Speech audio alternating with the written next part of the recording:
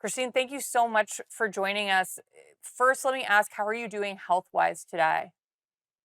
I'm actually pain-free, which is something I haven't been in over 3 years, which is amazing, and the fact that this tumor is gone is, to me, a miracle.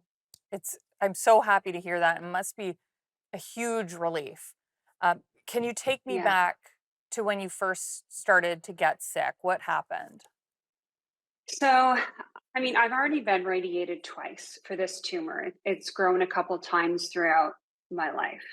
But about 3 years ago, I started getting sick and things just kept on declining.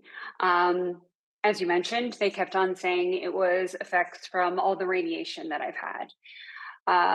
But in January, February of this year, I just got sick so fast. My health just started declining.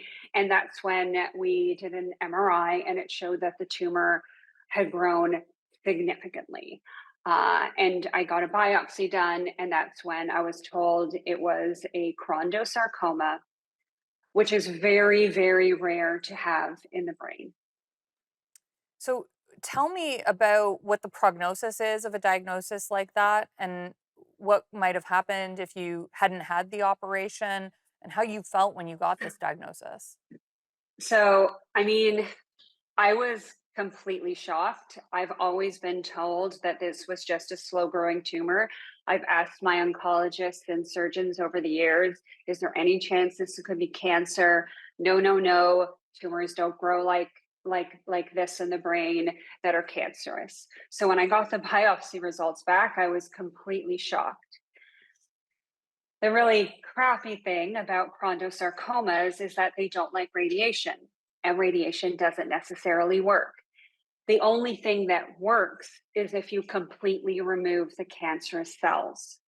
So if I don't have all of the tumor removed, what's left is just going to continue to grow. And at that point in time, I was already having such bad nerve damage, trouble swallowing, my eyes stopped moving, hearing. It was I was in like a life threatening situation. So when your Toronto surgeons, they initially had told you that they would not even be able to remove the entire tumor, which I think is what's necessary to stop it from growing. Yes. Uh, my tumor was wrapping around my carotid artery, and to deal with a tumor that's doing that can result in a catastrophic stroke. And neither of the surgeons that I consulted here in Canada were willing to take that chance or had worked on a tumor of this sort before. We've So got to they go to only, Yeah, yeah, sorry, sorry. continue. Oh, so they only offered a partial debulking. No, so what you ended up doing was it seems miraculous that you were able to find a surgeon who was able to have the entire thing removed, which it sounds like it was essential to save you not just from severe pain, but ultimately to save your life. Unfortunately, the surgeon wasn't in Canada; he was in the United States.